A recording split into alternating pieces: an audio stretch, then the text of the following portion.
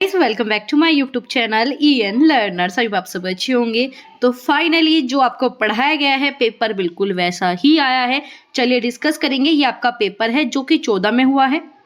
ठीक है, आपका 14 दिसंबर की फर्स्ट शिफ्ट में आपका पेपर 2 हुआ है। तो उसकी सीडी पे फटाफट देखते हैं। इसके बाद आपकी हिंदी बाकी के क्वेश्चन सभी डिस्कस करेंगे। तो अगर हम बात करें, आपका सीडी पे बहुत ही कह सकते हो सेम जुलाई वाली उठाकर इन्होंने दे दी।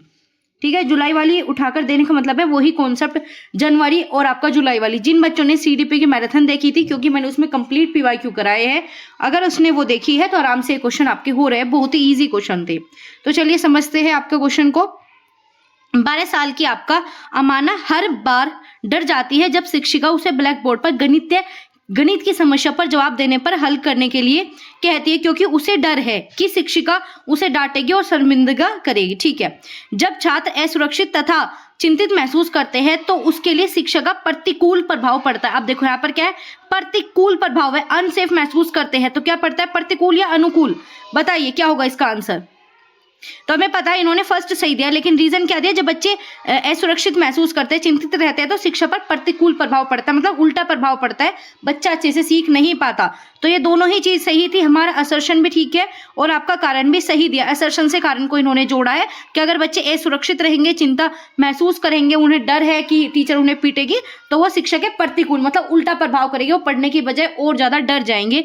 तो आपका बिल्कुल सही है, ए आंसर बिल्कुल सही है। ऐसे क्वेश्चन ना जाने हमने कितना डिस्कस किया। आपका अगला इंपॉर्टेंट आपका इंक्लूसिव एजुकेशन। कल शाम में ही मैंने आपको एक शॉर्ट वीडियो प्रोवाइड की थी इंक्लूसिव एजुकेशन पे, क्योंकि मैंने बार बार कहा था यहाँ से टॉपिक बनेगा ही बनेगा।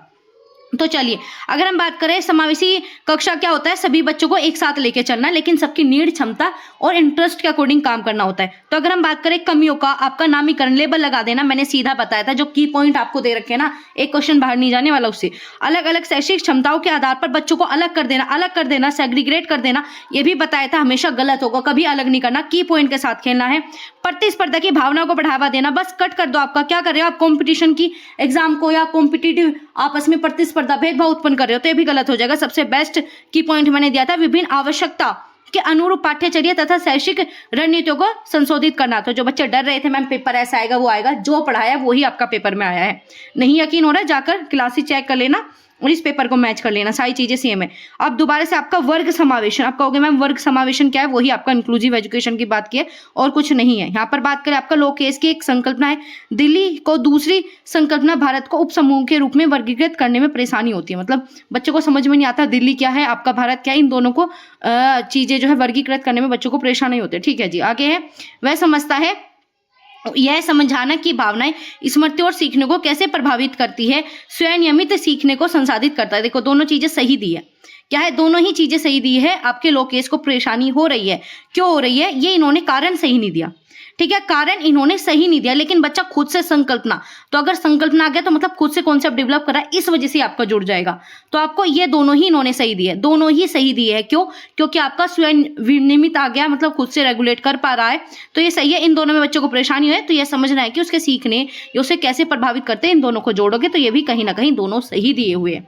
ठीक है, बिल्कुल सही है। चलो बाकी मैं इसे पूरा डिटेल में 9 बजे आपकी सिलेक्शन सीरीज होगी, जिसमें इस पेपर को उड़ाएंगे विद कॉन्सेप्ट, विद आपको सोल्यूशन प्लस आपके जो की पॉइंट है उसके साथ पूरा से पेपर सोल्व कराऊंगी, ताकि 15 वाले बच्चों की बिल्कुल मौज हो जाए। चलो आगे है जीन पियाजे, बार बार कराया। जीन पियाजे का संज्ञानात्मक विकास के आधार पर बताने कौन सा परिपक्वता जैसे आपके जैविक कारक संज्ञानात्मक में कोई भूमिका नहीं निभाते, ऐसा same to same question, same repeated है क्वेश्चन, सेम रिपीटेड है। यहाँ पर क्या है, आपका सीखने के अनुभव में संज्ञानात्मक क्रियाओं में वर्तमान स्तर पर निर्भर करते हैं। ठीक है, आगे देखते हैं, अनुभव के माध्यम से सीखने की बजाय याद करने की। देखो पियाजे ने बिल्कुल नहीं कहा रूट लर्निंग की, पियाजे ने बिल्कुल नहीं कहा कि उनके प्रीवियस नॉलेज की नीड नहीं होती है। पियाजे ने तो कहा है जो बच्चे के पास नॉलेज है उसी से बच्चा क्या करता है, ज्ञान का निर्माण करता है, सर्जन करता है। तो ये दोनों गलत हो गए और पहला भी गलत है। तो आंसर नंबर सेकंड बिल्कुल सिंपल सा था, आंसर नंबर सेकंड बिल्कुल सिंपल सा था।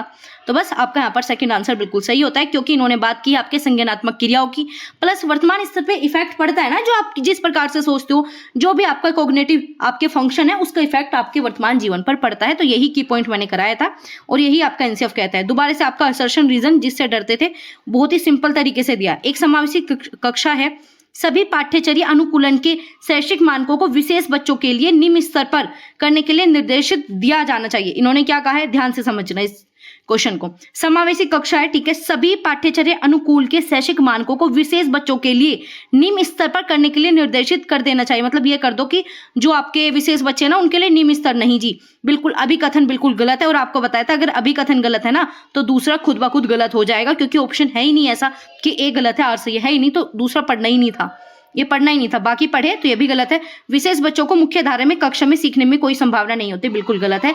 बताया है समावेशी सब बच्चों को एक साथ लेके चलना है। चलिए आगे आ जाइए। यहाँ पर 10 क्लास की एक बच्चा है आपका काकुली, गणित में जो है कठिन सवाल में जूझ रही है, मतलब उसे कोई प्रॉब्लम हो रही है, तो समस्या समाधान का सबसे बेस्ट पूछा, कल सेम क्वेश्चन कराया है, उसे जो है समस्या समाधान दे, ठीक है, उसे समस्या को छोड़ने के लिए और अगले एक पर जाने के लिए कहे, मतलब इस चीज को छोड़ दो आगे बढ़ो, नहीं ऐसा नहीं करना हमें। कड़ी से कड़ी सजा दे, बिल्कुल गलत। हमें क्या करना है, कोशिश करते रहने के लिए उसे प्रोत्साहित करना है तथा जरूरत पड़ने पर आलंबन वही स्कैफोल्डिंग देना है। और क्या चाहिए था, इससे सिंपल पेपर हो सकता है। थर्ड आंसर बिल्कुल सही है।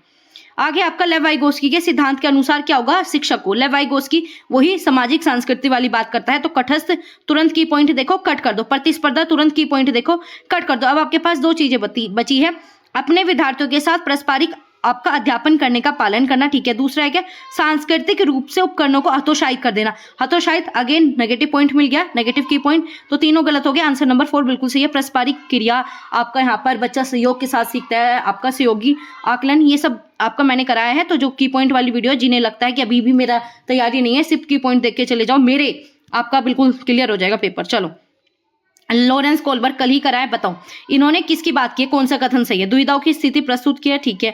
आगे क्या है, इस आपका संस्कृति तथा जेंडर के प्रभाव को बिल्कुल बात नहीं की इन्होंने, जेंडर की बात नहीं की इन्होंने। नैतिक विकास की प्रगति की सटीक अवस्था को निर्देशित नहीं करता, ठीक है। आगे क्या है आपका, प्रायोगिक विधि, सेम रिपीटेड है। तो इन्होंने क्या दिया है, इन्होंने आपका डिलीमा दिया है, ठीक है। इनकी क्या है, द्विधात्मक स्थिति प्रस्तुत किया, तो थर्ड आंसर आपका बिल्कुल सही हो जाएगा। इन्होंने कोई सटीक अवस्थाएं दी नहीं है, तो बस ये गलत है ना, प्रगति की बात की है, तो दुविधा था, थर्ड आंसर बिल्कुल सही है। चलो, हार्वर्ड गार्डनर बताया था चलते चलते कल की क्लास में कि इन्होंने क्या दिया, विभिन्न प्रकार की बुद्धि दी है, बहुबुद्धि की बात करता है। तो इन्होंने क्या कहा, बुद्धि जो है समय के साथ बदलती रहती है, बुद्धि जो है मुख्य रूप से अनुवांशिक विरासत में मिली है। आगे देखते हैं, बुद्धि को सटीकता से मापा जा सकता है, बिल्कुल नहीं, की पॉइंट में कराया, सटीकता से माप ही नहीं सकते। बुद्धिमत्ता एकाडमिक सफलता पर सफलतापूर्वक अनुमान लगा सकती है, मतलब आप कितने एकेडमिक सक्सेस हो ये आपका इंटेलिजेंस बताएगी, नहीं जी ऐसा बिल्कुल नहीं है। तो आपका क्या आ जाएगा, इन्होंने बताया कि बुद्धि जो है मुख्यतः किससे मिली, आपकी अनुवांशिकता से मिली है या फिर समय के साथ बदलती रहती है। तो बुद्धि आपकी समय के साथ बदलती रहती है, यही आपका हार्वर्ड गार्डनर ने दिया। तो आपका यहाँ पर आंसर नंबर ए होगा, ठीक है। अभी मान लीजिए आपका इंटरेस्ट कुछ और है तो आपकी इंटेलिजेंस भी चेंज होती जाती है, फिक्स नहीं होती, बदलते रहते हो। तो इसमें यही आपका ऑप्शन बेस्ट था, बाकी तो था ही नहीं, ये दोनों होंगे नहीं। आपका अनुवांशिकता मुख्य रूप से दे दिया तो इस वजह से गलत हो जाएगा, तो आपका फर्स्ट आंसर बिल्कुल सही है। चलो आगे बात करेंगे, आपका प्रदर्शन लक्ष्य अभिविन्यास बताया, सेम क्वेश्चन मैंने कल मैराथन में कराया है। परफॉर्मेंस गोल ओरिएंटेशन क्या बात करता है, गहरी समझ के लिए कठिन अध्ययन, बिल्कुल गलत कर दो। दूसरों से बेहतर बनाने के लिए प्रदर्शन, नहीं जी। अपनी समझ को आगे बढ़ाने के लिए कड़ी मेहनत करने के लिए, या एक शिक्षक को अधिक से अधिक सीखने के लिए कठिन। अब थोड़ा सा समझना है आपको, थोड़ा सा समझना है। अगर हम बात करें प्रदर्शन, एक होता है आपका प्रदर्शन और दूसरा क्या था आपका महारत हासिल करना, दोनों का अंतर समझाया था। महारत हासिल करना पॉजिटिव हो जाता है, लेकिन जब आप परफॉर्मेंस की बात करते हो तो ये गहरी समझ की बात नहीं करता, कट कर दो। ये क्या करता है, ये अधिक से अधिक सीखने की भी बात नहीं करता, कट कर दो। ये समझ की भी बात नहीं करता, ये बात करता है कि आप कितने अच्छे ग्रेड लाते हो, कितने अच्छे नंबर लाते हो। तो आपका यहाँ पर सेकंड आंसर होगा, ठीक है। सेम की पॉइंट मैंने कल कराया, सेम, ठीक है। प्रदर्शन बात करता है आप किस प्रकार से चीजें कर रहे हो, परफॉर्मेंस की बात करता है कितने नंबर आए, कितनी परसेंटेज आई है। चलो आगे बात करेंगे, आपका यहाँ पर बहुत ही शॉर्ट में करेंगे क्योंकि आपको प्रॉपर आंसर की मुझे देनी है। आगे आपका यहाँ पर यूनिवर्सल डिजाइन पूछा है, ठीक है। लर्निंग का कौन सा नहीं है, तो नोट पूछा है, सबसे गलत। सभी शिक्षार्थियों को सूचना और ज्ञान प्राप्त करने के लिए विभिन्न, बिल्कुल सही है।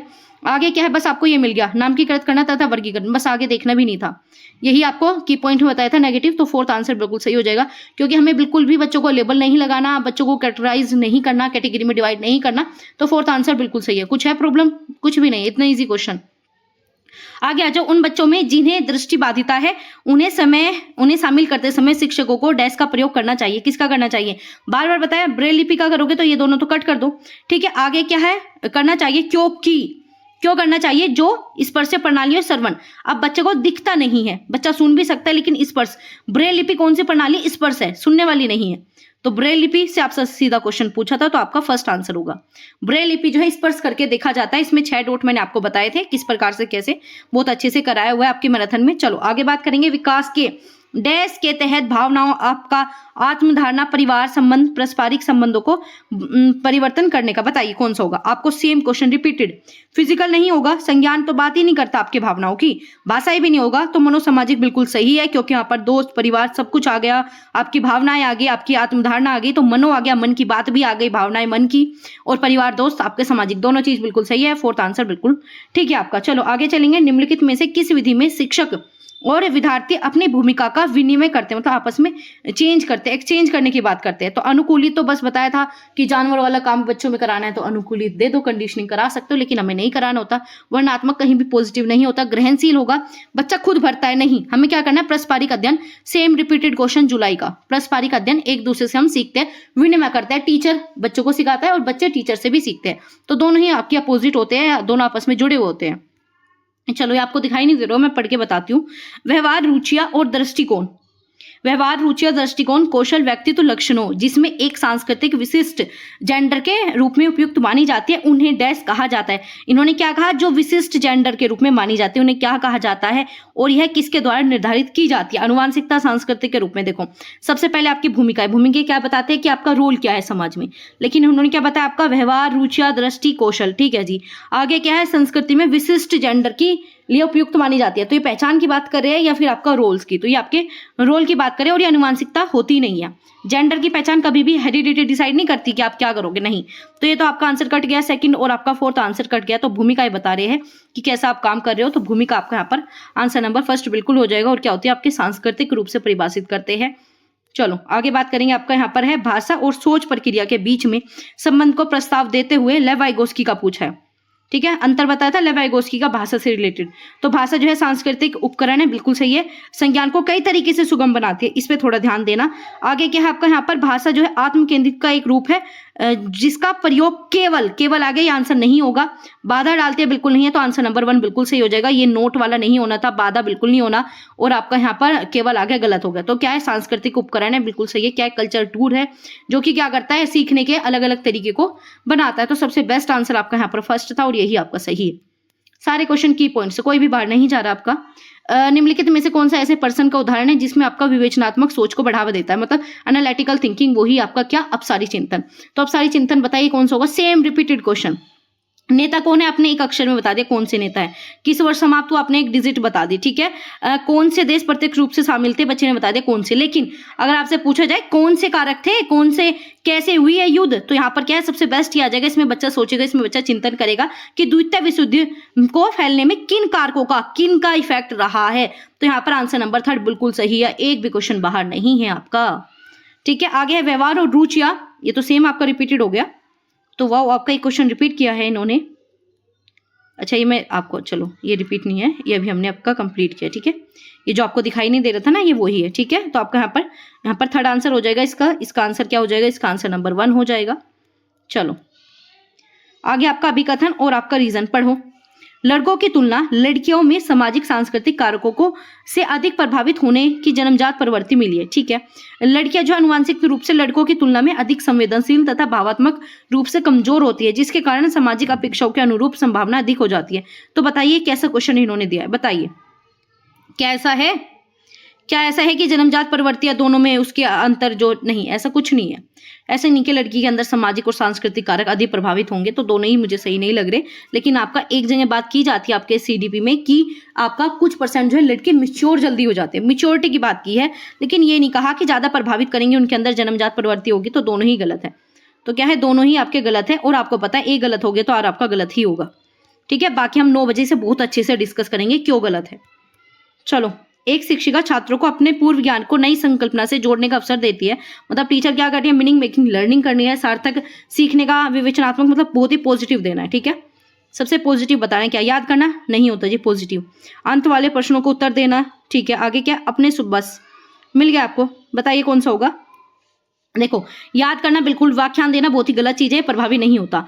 पढ़ दो और अंत में प्रश्नों को उत्तर देना। चलो आगे क्या है, नई सामग्री से संबंधित करते हुए स्वयं का साझा करना, स्वयं के अनुभव को साझा करना और फिर उन्हें विषय से जोड़ना, ये सबसे बेस्ट है।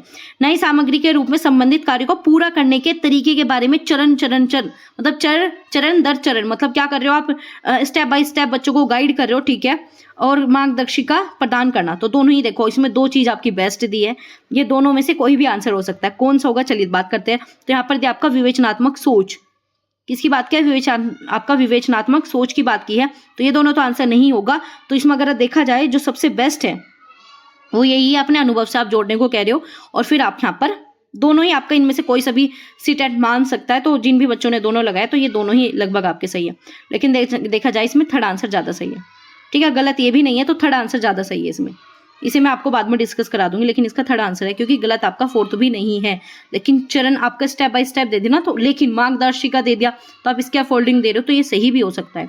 तो थर्ड और फोर्थ दोनों में से कोई सा भी सही हो सकता है। आकलन क्या पूछा है, आपका आकलन पूछा है, असेसमेंट फॉर आपका for student, wow, same to same question, सीखने के लिए बताया था ना, असेसमेंट फॉर स्टूडेंट। जिन बच्चों ने वो रात वाली शॉर्ट वीडियो नहीं देखी ना, सिर्फ आपका 30 से 40 सेकंड था, बताया था। फॉर मतलब ड्यूरिंग की बात करता है, सत्र में किए जाने वाला आपका असेसमेंट ऑफ लर्निंग होता है, जांच करना, शुरुआती रूप से आपका विचार मंथन करना, ठीक है। मानकीकृत हमेशा गलत हो जाता है।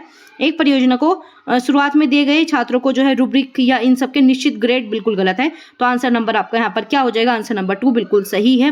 क्योंकि अगर बात करें सीखने के आकलन की, तो ये क्या करता है, बच्चे को ये बताता है किस प्रकार से बच्चा लर्निंग कर रहा है, इंप्रूवमेंट की बात करता है, स्किल की बात करता है, बच्चों को सिखाने की बात करता है। तो पूर्व ज्ञान से जांच करने के लिए जो है कक्षा में शुरुआत में ही क्या करना, क्वेश्चन आंसर विचार मंथन कर रहे हो, प्रीवियस नॉलेज से जोड़ रहे हो, तो आपका बिल्कुल सही है। और आपका ब्रेन स्ट्रोमिंग, ये आपका सबसे पॉजिटिव की पॉइंट था। चलो आगे बात करेंगे आपका यहाँ पर क्वेश्चन नंबर 21, भय और तनाव सेम रिपीटेड है, ये लगभग वही सब चीजें रिपीट करके दी है। तो जो बच्चे डर रहे थे, डरो मत, आपने मैराथन किया, आपने सब कुछ किया है, तो बहुत आसानी से हो जाएगा। भय और तनाव का वातावरण बनाना छात्रों को सचेत और हरदम तैयार रखना सार्थक सीखने को सुसाधित करता है। क्या तनाव का वातावरण बनाना, हरदम सचेत और नहीं जी, ये बिल्कुल नहीं करना होता, बस ये करना नहीं है। तो बाकी क्या अधिगम बाहरी कारकों से नियंत्रित, बिल्कुल नहीं, आंतरिक से ज्यादा बेस्ट होता है। आपको पता है पहले ही गलत दे रखा है, अगर बच्चों में भय और तनाव लाओगे तो गलत हो जाएगा भाई। बहुत ज्यादा आंसर आपके यहाँ पर दिए गए हैं फोर्थ, ठीक है, फोर्थ आपका गलत है, और गलत ही आपसे पूछा था, क्योंकि ये दोनों ही ऑप्शन गलत है। समझ में आया क्यों गलत है, केवल बिल्कुल गलत है, आंतरिक भी इफेक्ट डालता है, और केवल बच्चों को भय या डरा के रखना, तो फोर्थ आंसर बिल्कुल सही है। चलो आगे बात करेंगे आपका यहाँ पर, नई अवधारणा को पढ़ाने के लिए निम्नलिखित में से कौन सी प्रभावी रणनीतियां है। तो सबसे बेस्ट पूछा है, उदाहरण को प्रस्तुत करना बिल्कुल सही है, गैर उदाहरण को प्रस्तुत करना बिल्कुल सही है, same to same repeated concept, repeated question, अवधारणाओं के बीच संबंध बढ़ाना बिल्कुल सही है, एक परिभाषा देना और बच्चों को याद करने के लिए प्रोत्साहित करना, बस फोर्थ हट जाएगा, आंसर आपका क्या हो जाएगा, थर्ड आंसर बिल्कुल सही है, फोर्थ आंसर होगा ही नहीं। और आपसे पूछा सा सबसे प्रभावी रणनीतियां, तो फर्स्ट सेकंड थर्ड बिल्कुल सही। चलो लेवाइगोस्की अगेन रिपीटेड, तो लेवाइगोस्की ने किसकी बात की है, संज्ञानात्मक विकास। अब बहुत से बच्चे कहते हैं मैम संज्ञानात्मक विकास है ही नहीं लेवाइगोस्की का, अगर लेवाइगोस्की का पूरा अगर सिद्धांत देखोगे तो उसमें आपका संज्ञानात्मक विकास भी आता है, ये मैंने आपको हाईलाइट करके बताया था कि ये पॉइंट याद रखना। तो क्या इन्होंने बात की है, किस विकास के रूप में देखता, पर्यावरण को प्रभावी बनाने के अपनाने की क्रिया, ठीक है जी। आगे सहयोगात्मक प्रक्रिया, व्यक्तिगत तो इन्होंने नहीं बताया, एकीकृत बिल्कुल नहीं बताया, तो बताइए कौन सा होगा, पर्यावरण को प्रभावी रूप से अपनाने की क्रिया। तो इन्होंने किसकी बात की है, वातावरण की बात की है, या फिर आपका यहाँ पर सहयोगात्मक प्रक्रिया। अगर हम बात करें तो लेवाइगोस्की ने सहयोगात्मक प्रक्रिया की बात की है, लेकिन पर्यावरण की जगह अगर समाज आ जाता तो ये भी आपका सही हो जाता, ठीक है, ये भी सही हो जाता। तो अगर आपका मान लीजिए आपका सीटेट ने फोर्थ आंसर माना है, तो वो भी गलत नहीं होगा, ठीक है, वो भी गलत नहीं होता, क्योंकि लेवाइगोस्की ने कहा था बच्चे को समाज में छोड़ दो, बच्चा खुद सीख जाएगा। तो आपका इन्वायरमेंट प्रोसेस का मतलब भी यही है कि बच्चा समाज में जा रहा है, तो ना तो आपका फर्स्ट गलत हो सकता है, ना ही आपका फोर्थ गलत हो सकता है। तो बस अब देखते हैं क्या आपका आंसर की देंगे, क्योंकि एक दो क्वेश्चन में हर बार आप सीटेट वाला गलती करता है, या उनके आंसर की ऐसी होती है कि दो ऑप्शन सही होते हैं, उनमें से आप गलत कर ही नहीं सकते, ना आप फर्स्ट गलत कर सकते, ना ही आप फोर्थ गलत कर सकते। चलो आगे बात करेंगे, एक शिक्षिका है, किसकी बात करें, आपका आलोचनात्मक चिंतन और रचनात्मक चिंतन को प्रोत्साहित करना है, तो सबसे बेस्ट पूछा है। तो विस्तृत नोट दे देना बिल्कुल गलत है, सेम टू सेम रिपीटेड, बहुविकल्प पे हमेशा गलत, जानकारी याद रखना बिल्कुल गलत है, मैंने बार बार बताया क्या करना है, ओपन एंडेड क्वेश्चन देने हैं, अब सारी चिंतन कराना है, तो सेकंड आंसर बिल्कुल सही है, अब सारी चिंतन समाधान देना है, बच्चों को प्रॉब्लम सॉल्विंग सिखाना है, प्रोवाइड करना है, ठीक है। चलो सेकंड आंसर बिल्कुल सही है, सब कुछ क्लास से बाहर कुछ नहीं है। फिजा जो है विश्लेषण करती है, जो है अपने विषय जेड की तुलना में विषय एक्स में अधिक समस्या है क्योंकि वह विषय जेड में रुचि रखती है, उस पर ध्यान केंद्रित करती है। तो बताइए जो है कौन सी संरचना फिजा की सोच के विश्लेषण करने की क्षमता बताइए। देखो यहाँ पर क्या है, एक बच्चा है, उसे एक सब्जेक्ट पसंद है, दूसरा सब्जेक्ट पसंद नहीं है क्योंकि दूसरे में वो ध्यान नहीं देती और इसमें उसे इंटरेस्ट है। तो बताइए क्या होगा, बताइए। फिजा की सोच का विश्लेषण करना है। तो देखो अधिसंज्ञान मेटाकॉग्निशन तो तब होता है ना जब आप बच्चे ने अपनी सोच के बारे में भी दोबारा से सोचा, ठीक है। लेकिन यहाँ पर क्या बात हो रही है, यहाँ पर यही तो बात हो रही है। फिजा ने विश्लेषण किया कि उसके अंदर उसे रुचि है, उसमें समस्या है, तो वो क्या कर रही है, अधिसंज्ञान कर रही है, फिर संज्ञान। तो बताइए, देखो संज्ञानात्मक संघर्ष कुछ होता ही नहीं है, स्मृति की बात ही नहीं करोगे। तो यहाँ पर दो आपके पास ऑप्शन है, एक है आपका अधिसंज्ञान, दूसरा है संज्ञान। तो आपका मेटाकॉग्निशन बात करता है सोच की भी सोच। तो यहाँ पर क्या कर रही है वो बच्ची, सोच का विश्लेषण कर रही है। सोच का विश्लेषण यही तो की पॉइंट था, एनालाइज हर थिंकिंग, या थिंकिंग की भी थिंकिंग करना, ठीक है। सोच की सोच, एनालाइज हर थिंकिंग। तो आपका अधिसंज्ञान बिल्कुल सही है, कुछ भी डाउट नहीं था इस क्वेश्चन में, सिर्फ ये देखना था सोच का विश्लेषण, की पॉइंट सेम टू सेम बताया है और सेम आपका काम हो रहा है, ठीक है। आगे आपका नैदानिक आकलन, नैदानिक आकलन में बताते हो समस्या क्या है, सोल्यूशन नहीं देते, याद रखना। तो उन क्षेत्रों की पहचान करना जहां पर बच्चों को अतिरिक्त सहायता प्रदान करने की आवश्यकता हो सकती है, नहीं, यहाँ पर बात करते हैं समस्या क्या है। अपने सहकर्मी के काम में जो है समालोचनात्मक आकलन का अवसर प्रदान करना, अभिव्यक्ति के स्वरूप की पहचान करना, उनकी आवश्यकता के रूप में जो है कार्यक्रम तैयार करना और प्रतिपुष्टि प्रदान करना। देखो बिल्कुल नहीं करोगे, यहाँ पर कुछ आपको उपचारात्मक शिक्षण की बात की है, तो ये उपचारात्मक शिक्षण है, ये भी नहीं होगा। तो आपको यहाँ पर सेकंड बिल्कुल सही हो जाएगा क्योंकि पहचान करने की बात कर रहे हो, बच्चे को समस्या क्या है, तो सेकंड आंसर बिल्कुल सही है। उसकी आवश्यकता के अनुसार आप क्या करोगे, कार्यक्रम तैयार कराने को कहोगे, किसे कहोगे, उपचारात्मक शिक्षण करेगा, ठीक है। तो आपका यहाँ पर क्या हो जाएगा, सेकंड आंसर बिल्कुल सही है। चलो आगे आपका, हालांकि अंतर समूह, इंडिविजुअल डिफरेंसेस की आपको नोट्स तक दिए थे मैंने इसके, ठीक है। ऑटिज्म पूछा है, ऑटिज्म वाले बच्चे अधिकांश क्या करते हैं, बताइए। ऑटिज्म वाले क्या करेंगे, बहुत ज्यादा खेल में नहीं जी, शक्ति का पालन नहीं जी, क्या करेंगे, उपलब्धि प्राप्त कर लेंगे, नहीं जी, आपको पता है क्या करेंगे, बताइए। स्वालीनता पूछा, ऑटिज्म पूछा है, तो किसमें बच्चा जो है बहुत ही ज्यादा क्या होता है, कम्युनिकेशन स्किल जो है, उन्नत संवाद के कौशल प्रदर्शित, नहीं जी, ये भी नहीं होगा, ठीक है। इन्होंने सब पॉजिटिव तरीके से दे दिया। इसमें जो अगर आपका देखा जाए तो आपका स्वालीनता क्या होता है, स्वालीनता आपके एक डिसऑर्डर है, डिसऑर्डर की कमी देनी थी, लेकिन इन्होंने आपकी सारी चीजें बहुत ही ज्यादा बेस्ट दे दी, उपलब्धि हासिल करा रहे हैं, उन्नत संवाद करने का कौशल प्रदर्शित करते हैं। तो बस कहीं ना कहीं इसमें जो आपका आंसर दोगे वो दोगे आप आंसर नंबर सेकंड, ठीक है, आंसर नंबर सेकंड। पता नहीं ये ऑप्शन ही सारे गलत बनाए इन्होंने, ठीक है, ये ऑप्शन ही गलत है क्योंकि इस तरीके से ऑप्शन बना ही नहीं सकते। ये क्या पूछ रहे हैं, स्वालीनता वाले अधिकांश बच्चों में तो प्रॉब्लम होगी ना, समस्या होगी, तभी तो स्वालीनता है, ऑटिज्म वही तो बताता है। तो आपका सेकंड बिल्कुल सही है। चलो आगे आपका यहाँ पर जीन प्याजे डैश को मानता है और लेवाइगोस्की किसे मानता है, सेम टू सेम वही बात, कुछ अलग था ही नहीं। तो आपको पता है यहाँ पर जीन प्याजे है तो निज वाक तो होगा नहीं, ठीक है। आपको पता है यहाँ पर क्या है, आत्म केंद्रित वाक बिल्कुल सही है। यहाँ पर क्या आ जाएगा, निज वाक बिल्कुल सही है। ये किसकी बात करता है, संज्ञान की बात तो नहीं करता, ये स्वयं नियमित आपका विनियमित से प्रभावित होता है। तो आपका आंसर नंबर फर्स्ट बिल्कुल हो जाएगा। और ये आपका संज्ञान अपरिपक्वता की संकेत देता है कि बच्चा भी मिच्योर नहीं हुआ क्योंकि आपका बहुत ही पहली स्टेज में आ जाता है। तो आपका यहाँ पर आंसर नंबर 1 बिल्कुल सही है। चलो आगे बात करेंगे, ठीक है। याद रखना ये जो आपका होता है, अगर हम बात करें आपका आत्म केंद्रित, ये जो है आपका सेकंड स्टेज में आ जाता है प्याजे की, ठीक है। चलो यहाँ पर है आपका इसमें प्रगतिशील, same to same repeated question, इससे रिपीट क्या हो सकता है, बच्चे स्वाभाविक रूप से अच्छे होते हैं, समाज उन्हें भ्रष्ट करता है, गलत बात। क्या पूछा है, स्वाभाविक रूप से असभ्य होते हैं और नैतिक मानव बनाने के लिए समाजीकरण आवश्यक है। अच्छा इन्होंने क्या कहते हैं, बच्चे जो है असभ्य है, भाई हम बच्चों को गलत कह ही नहीं सकते। बच्चे का एक अलग जीवन चरण है जिसमें बच्चों के रूप में वह क्या है के बजाय वयस्कों के रूप में क्या बनेंगे, इस पर बिल्कुल नहीं, आपको ऐसा करना ही नहीं है कि बच्चे उनके जैसे क्या बनेंगे। मैंने बार बार बताया प्रोसेस पे फोकस करना, प्रोडक्ट की बात ही नहीं करनी।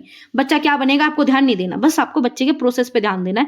बच्चे सामाजिक, सांस्कृतिक, आर्थिक संदर्भ में पैदा होते हैं, उनकी पृष्ठभूमि जो है विकास को प्रभावित करती है। तो थर्ड आंसर बिल्कुल सही है। इतना ईजी पेपर आपका, बहुत ज्यादा ईजी पेपर है, जुलाई से भी ज्यादा। आगे आपका प्रत्येक बच्चों को खेलने, प्रयोग करने तथा अपनी दुनिया को खोज के अवसर प्रदान करता है, बताइए क्या होगा।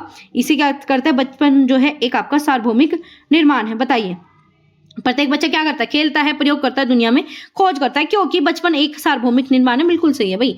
स्टेज जितनी भी है वो सारी क्या है, सार्वभौमिक निर्माण ही तो है। तो प्रत्येक बच्चा खेलता है, प्रयोग करता है, बार बार बताया, पैटर्न सेम है लेकिन दर अलग है। तो विकास मैंने कल ही डिस्कस कराया था, तो आंसर नंबर फर्स्ट बिल्कुल सही है।